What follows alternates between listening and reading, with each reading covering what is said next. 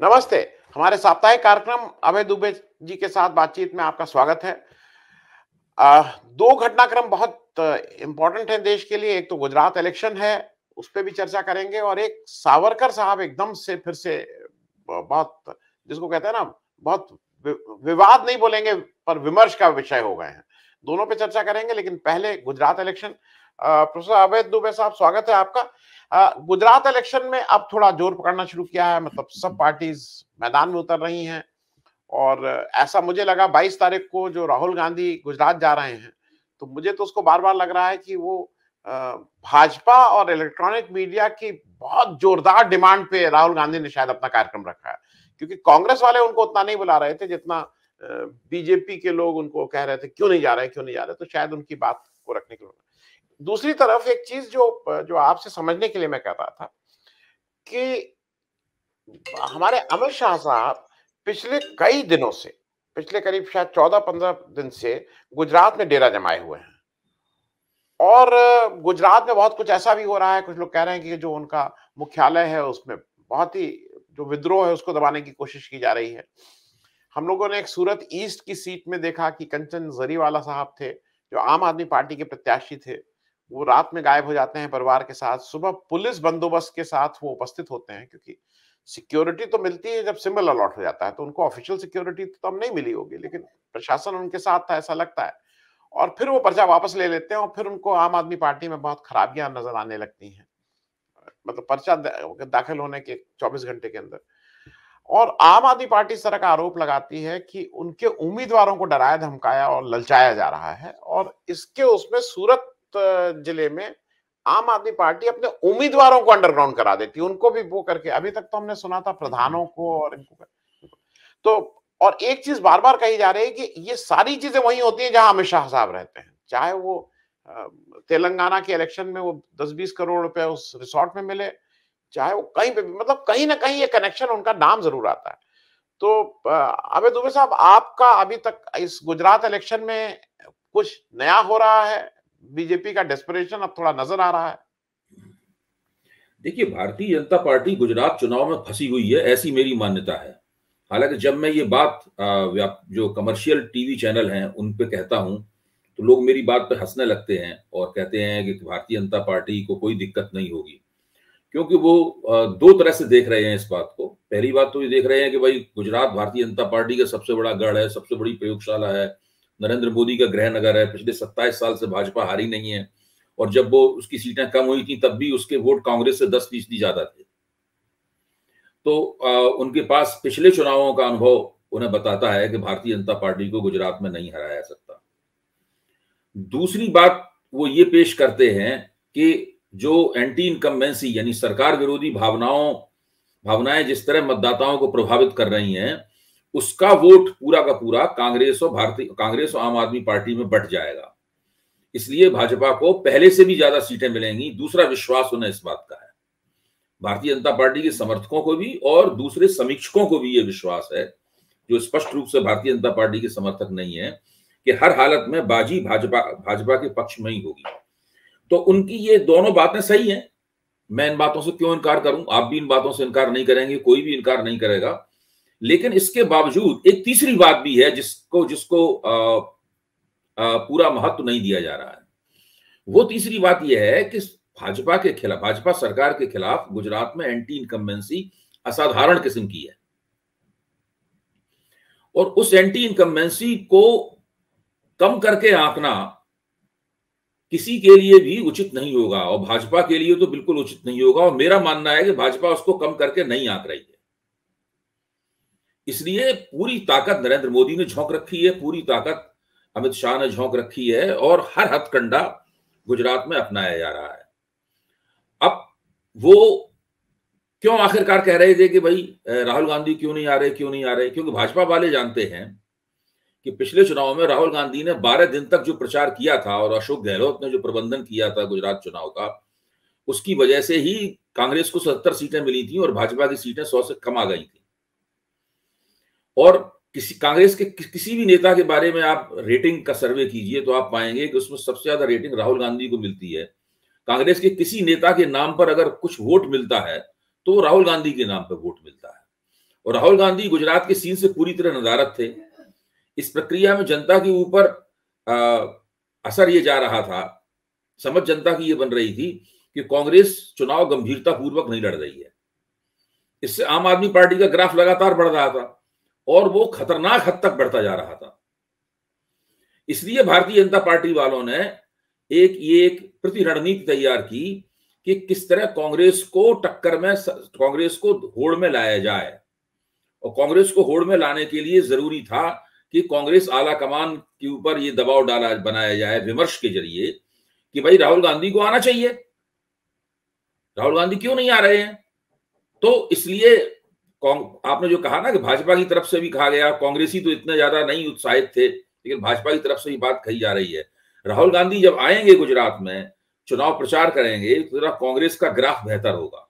जब कांग्रेस का ग्राफ बेहतर होगा तो जो एंटी बीजेपी वोट है वो उस वोट का बंटवारा और भी ज्यादा प्रभावी हो जाएगा और भारतीय जनता पार्टी को और भी आसानी हो जाएगी।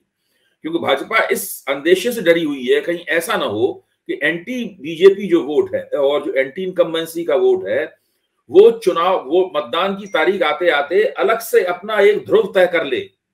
वो ये तय कर ले कि हमें कांग्रेस को वोट देने हैं या आम आदमी पार्टी को वोट देने हैं। बस कम से कम जो भाजपा विरोधी परंपरागत वोट है वो और जो नया नाराज वोट है, दो तरह के वोट हैं ये। एक तो वो वोट है जो हमेशा से भाजपा के खिलाफ वोट देता रहा है। भाई पिछले चुनाव में भी कांग्रेस को 41% वोट मिला था, तो उस 41% वोट को तो आप मानिए कि वो भाजपा विरोधी वोट है। तो और अब नए लोग नाराज भी हुए हैं। पिछले 5 साल में भाजपा ने सरकार बहुत घटिया चलाई है, सब लोग जानते हैं इस बात को। कुछ भाजपाई भी अगर सरकार घटिया नहीं चलाई होती तो बीच में विजय रूपानी की सरकार का एक मंत्री क्यों बदल दिया जाता। तो मैं कहना ये चाहता हूं कि भाजपा के हित में है कि कांग्रेस जरा ताकत के साथ चुनाव लड़े। तो आम आदमी पार्टी का जो ग्राफ तेजी के साथ बढ़ रहा है उस ग्राफ में भी वो भी थमेगा और जो भाजपा विरोधी वोट है वो भ्रमित होगा, वो 2 हिस्सों में बढ़ जाएगा। और भाजपा हो सकता है कि इतनी एंटी इनकम्बेंसी के बावजूद भी पिछले बार से ज्यादा सीटें निकाल पाए और एक तरह से उनका दावा यह है कि हम तो माधव सिंह सोलंकी का जो 149 सीटों का रिकॉर्ड है वो रिकॉर्ड भी तोड़ देंगे। तो कुल मिला के मुझे लग रहा है कि वहां पर राजनीति इस तरीके से बन रही है। जी, मैं एक बात और मेरी थी कि ये जो एक नया ट्रेंड देखने को मिल रहा है कि उम्मीदवारों को जब एक बार, हालांकि पहले भी होता था, मैं खुद 2014 के इलेक्शन में बीजेपी के बहुत से लोग, अब चूंकि उसके कोई लिखित प्रमाण नहीं होते हैं, लेकिन वो लोग अप्रोच करते थे कांग्रेस के कैंडिडेट्स को कि भाई बैठ जाओ, पैसा ले लो, ये कर लो। लेकिन चूंकि नई टैक्टिक्स में केवल लालच नहीं है, दबाव भी है, धमकाना भी है। तो वहां पे सूरत में आम आदमी पार्टी की थोड़ी दिक्कत ये भी हो रही है कि उनके उम्मीदवारों के ऊपर बहुत प्रेशर है कि विड्रॉ करो या कुछ करो, जो एक नई टैक्टिक शुरू हुई है। इसको कैसे हैंडल करें? ये सारे हथकंडे चुनावों में इस्तेमाल होते हैं और आप जो पार्टी चुनाव लड़ना चाहती है, प्रभावी ढंग से लड़ना चाहती है, वो पहले से इस प्रकार के हथकंडों का अंदाज लगा लेती है। तो ये सब होगा। भारतीय जनता पार्टी एक निहायत ही शक्तिशाली पार्टी है और गुजरात में विशेष तौर पर शक्तिशाली है। गुजरात में उसकी प्रतिष्ठा किसी भी अन्य प्रदेश के, हिमाचल प्रदेश के मुकाबले कहीं ज्यादा दांव पे लगी हुई है। गुजरात में अगर कुछ गड़बड़ हो गया तो नरेंद्र मोदी की नाक कट जाएगी और फिर मुश्किल है उनके लिए रिकवरी मारना। इतनी बुरी हालत हो जाएगी, इतनी बुरी हालत हो जाएगी। तो आम आदमी पार्टी, जिस तरह भाजपा आम आदमी पार्टी के मर्म पर प्रहार कर रही है, उसने स्वास्थ्य मंत्री को जेल में डाल रखा है और शिक्षा मंत्री को जेल में डालने की तैयारी, पेशबंदी कर रही है। शिक्षा और स्वास्थ्य जो आम आदमी पार्टी के केंद्रीय मुद्दे हैं, उनको पूरी तरीके से वंचित कर देना चाहती है और आम आदमी पार्टी की ये छवि भी बनाना चाहती है कि ये लोग भ्रष्ट हैं। इसलिए दिन रात भ्रष्टाचार के इल्जाम, दिन रात प्रेस कॉन्फ्रेंसेस, लेफ्टिनेंट गवर्नर की भी गतिविधियां उसी किस्म की हैं, क्योंकि यहाँ पे एनडीएमसी का चुनाव भी लड़ा जाना है। तो भाजपा को दिखाना यह है कि हम भी भ्रष्ट हैं तो क्या हुआ, वो भी भ्रष्ट है। तो भ्रष्टाचार के मामले में दोनों में इक्वलाइजेशन हो जाएगा और हमें आम आदमी पार्टी को हमारे मुकाबले ज्यादा वोट नहीं मिलेंगे, ऐसा उनका अपना मानना है। नहीं आवे जी, जी तो वो गुजरात में जो हो रहा है उससे मुझे कोई आश्चर्य नहीं है। वहां कैंडिडेट्स का ये सब होगा कि उनसे पर्चे वापस दिलवाए जाएंगे और फिर उससे ये भी तो बयान दिलवाया गया उससे कि भाई कि हमें गुजरात विरोधी और राष्ट्र विरोधी कहा जा रहा है आम आदमी पार्टी का टिकट मिल जाने की वजह से। तो ये सारा का सारा होगा, लेकिन मुझे नहीं लगता है कि इस प्रकार के प्रचार से मतदाता प्रभावित होता है। जी। इस प्रकार के मैं एक प्रचार और से दो चुनावों के बीच में तो अच्छा डिस्कोर्स बनता है, लेकिन जब चुनावी मुहिम चल रही होती है तो सब लोग बड़े तटस्थ भाव से देखते हैं इस प्रकार के हथकंडों को। जी, नहीं, मैं एक और चीज कह रहा था, क्योंकि आम आदमी पार्टी के जो भी उनके पास प्रचार, भाई छोटी पार्टी है तो नेशनली दिल्ली सेंट्रिक है, उसको भी करने के लिए एमसीडी इलेक्शन ठीक बीच में रखा गया है। मतलब वो 4 नवंबर को उसका वो विज्ञप्ति जारी होती है, 4 दिसंबर को वोट है, 7 को गिनती है, और इन सबके बीच आज जो एक नया चीज आपने देखा, 14 सितंबर का एक पुराना वीडियो सत्येंद्र जैन जी का अब सर्कुलेट होना शुरू हुआ है। वो जेल के अंदर का वीडियो है। जेल में ऐसा वो एक पलंग पे लेटे हुए हैं और एक व्यक्ति उनके तलवे में, वो एक थोड़ा पजामा ऊपर है, तलवे में तेल लगा रहा है, और ये हो रहा है मालिश करवा रहा है, मसाज करवा रहा है, और वो अपना कुछ काम कर रहे हैं कागज आगज करके। पहली चीज तो ये है कि वो जेल के अंदर का वीडियो है, इसमें कोई दो राय नहीं। 99% मेरे हिसाब से वो जेल के हॉस्पिटल वार्ड का वीडियो है, क्योंकि वार्ड के अंदर पलंग अलग नहीं होती है, वो जेल के हॉस्पिटल वार्ड का है।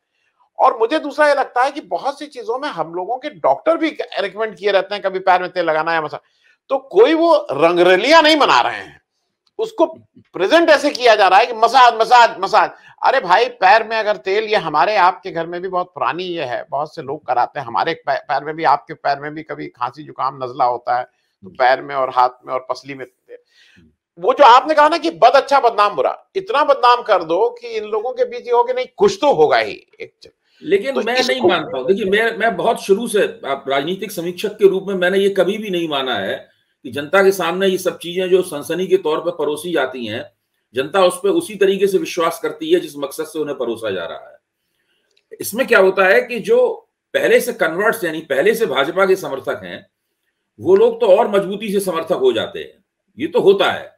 लेकिन जो लोग समर्थक नहीं हैं, एक तो भाजपा विरोधी वोट इससे भाजपा की तरफ नहीं आएगा। आप कुछ भी, वो भाजपा विरोधी वोट जानता है कि ये पार्टी किस किस्म की पार्टी है और प्रोपेगेंडा क्या चीज है, वो भाजपा के साथ नहीं आएगा। दूसरे, जो अनिर्णय का शिकार वोट है, जो फेंस सिटर है, वो बिल्कुल आखिर में फैसला करता है, उसका दिमाग अलग तरीके से चलता है, वो हर पार्टी के प्रोपेगेंडा को अविश्वसनीय निगाह से देखता है, वो विश्वास से देखते ही नहीं, ये फेंस सिटर वोटर होता है। तो वो कुछ और, वो उसके दिमाग में कुछ मुद्दे होते हैं, वो सोचता है कि ये इन मुद्दों की एक कसौटी पे हम कसेंगे, इसीलिए वो फेंस सिटर है। अगर वो प्रोपेगेंडे से प्रभावित करने होने वाला वोटर होता तो फेंस सिटर कभी नहीं होता, नहीं होता। इसलिए मैं नहीं मानता हूं कि इस प्रकार के हथकंडों से हवा बदलती है। हवा का एक आधार होता है, वो आधार होता है सरकार का प्रदर्शन, एक तो हवा का आधार ये होता है। दूसरे, किसी नेता की बहुत बेहतरीन छवि या उसका कोई प्रभाव या पुराना अतीत, ये हवा का दूसरा आधार ये भी होता है। और तीसरा हवा का प्रमुख आधार होता है सामाजिक गठजोड़, सोशल कोएलिशन। हम लोगों को देखना ही चाहिए कि तीन चीजें जो हैं वो किस तरीके से काम कर रही हैं। मैं ये मानता हूं कि भाजपा का गुजरात में सोशल कोएलिशन अभी भी कायम है, अभी भी पटेल भाजपा के साथ हैं, अभी भी आदिवासियों का और दलितों का एक बड़ा नहीं तो एक छोटा हिस्सा भाजपा के साथ है। अभी भी जो ऊंची जातियां हैं, ऐसे ब्राह्मण, ठाकुर और जैन, ये जो ऊंची जातियां हैं तीन, ये बड़े ज्यादातर भाजपा के साथ हैं। ये सोशल कोएलिशन यानी 40% के आसपास या उससे कुछ ज्यादा वोट इसने भाजपा का साथ नहीं छोड़ा है, और ऐसे कोई संकेत नहीं दिखाई पड़े हैं। यहां तक कि पिछले चुनावों में जो लोग भाजपा के खिलाफ थे, जैसे कि अल्पेश ठाकुर आंदोलन चला रहे थे, हार्दिक पटेल आंदोलन चला रहे थे, फिर जिग्नेश मेवानी का अलग अपने आंदोलन चल रहा था, जिग्नेश मेवानी को छोड़ के वो लोग भी सब भाजपा में आ गए हैं। तो सामाजिक दृष्टि से अगर देखा जाए तो भाजपा पिछले चुनाव के मुकाबले ज्यादा मजबूत सामाजिक जमीन पर खड़ी हुई है। ये तो भाजपा को पहला फायदा है। नुकसान भाजपा को यह है कि उसने सरकार बहुत बुरी चलाई है, और जो मौजूदा मुख्यमंत्री और मंत्री लोग जो हैं ये बिल्कुल अदृश्य किस्म के हैं, इनकी कोई न पहचान है न कोई इनकी साख है। मुख्यमंत्री का कोई, मेरे ख्याल से भाजपा के मतदाताओं के मन में मुख्यमंत्री के प्रति कोई सम्मान नहीं होगा। वो लोग तो अमित शाह और नरेंद्र मोदी को देख रहे हैं, अगर वो वोट देंगे तो उन लोगों की वजह से वोट देंगे। तो ये एक भाजपा के सामने मुश्किल है बहुत बड़ी। भाजपा को ये सरकार कैसी चलाई, इस सवाल को लेकर भाजपा रक्षात्मक स्थिति में है।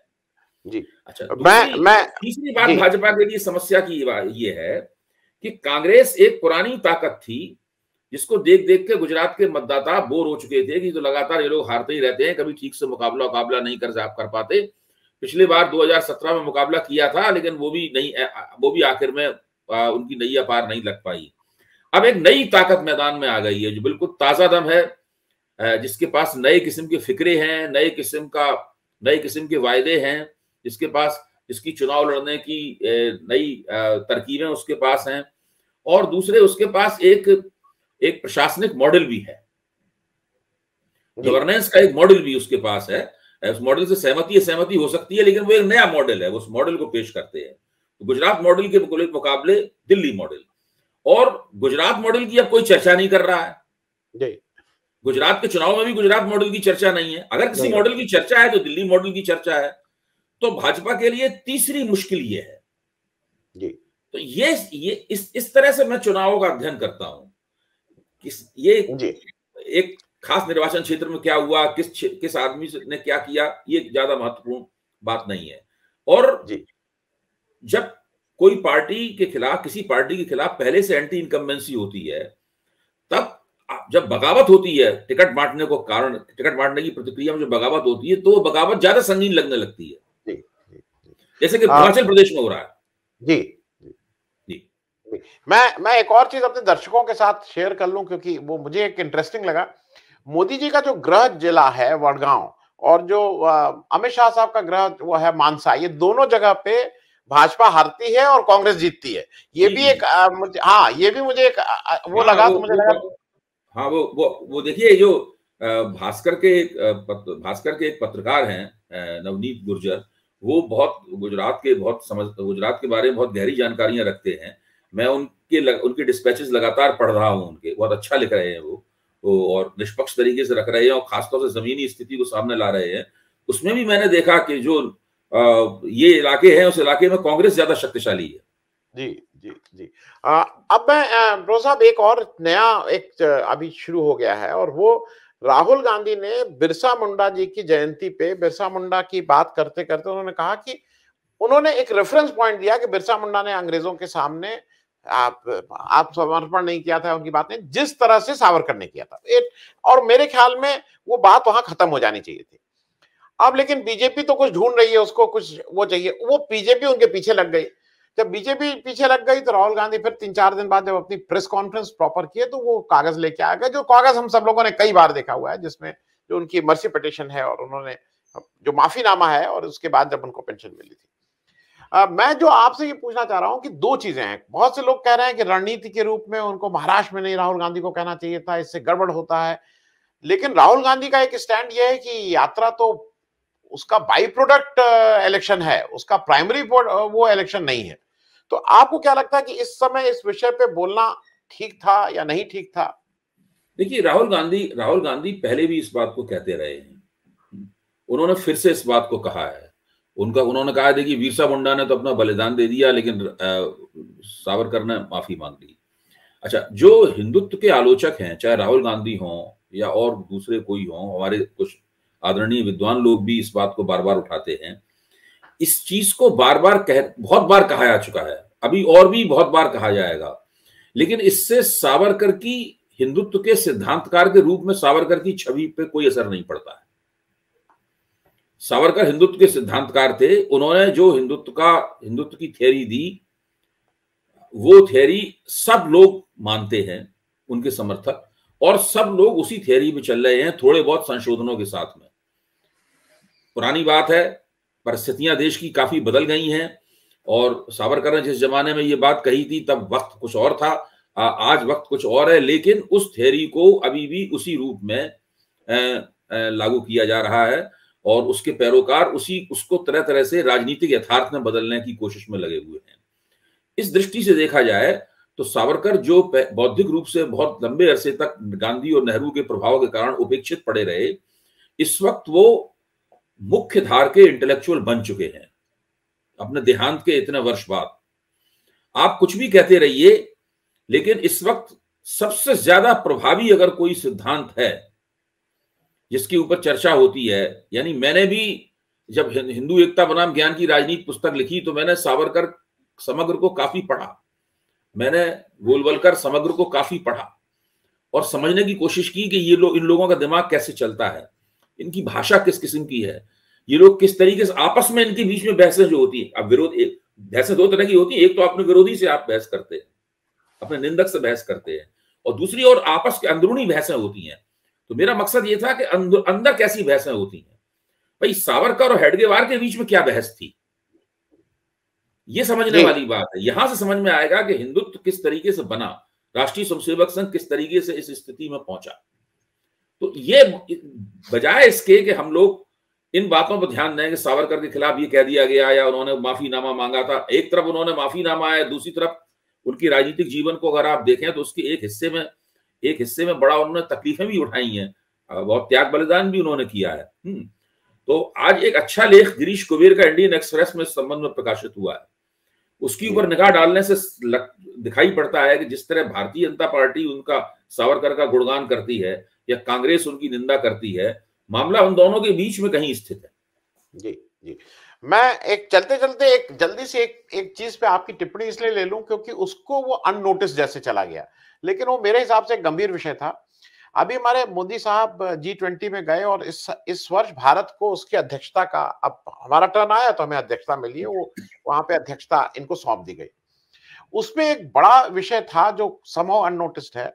G20 ने अपने ट्विटर हैंडल से एक वीडियो अपलोड किया है जिसमें उनके यहाँ जितने आ रहे थे जो प्रमुख राष्ट्राध्यक्ष थे उनको रिसीव कैसे किया गया और कैसे जा रहे हैं, उसमें सबका है, उसमें 15-16 राष्ट्राध्यक्ष, भारत का नहीं है उसमें, मतलब सरप्राइजिंगली सब लोग हैं लेकिन भारत नहीं है, मोदी जी नहीं है। बात जो इंपॉर्टेंट ये है कि ये एक स्लिप अप नहीं हो सकता। फॉरेन अफेयर्स में आप भी जानते हैं कि प्रोटोकॉल, एसओपी फौज जैसी होती है, कौन क्या होगा, कौन आगे खड़ा होगा, कौन पूरी बांह की शर्ट, कौन आधी बांह की शर्ट, कौन जैकेट पहनेगा, कौन बंद गला पहनेगा, कौन खुला गला पहनेगा, सारी चीजें एसओपी।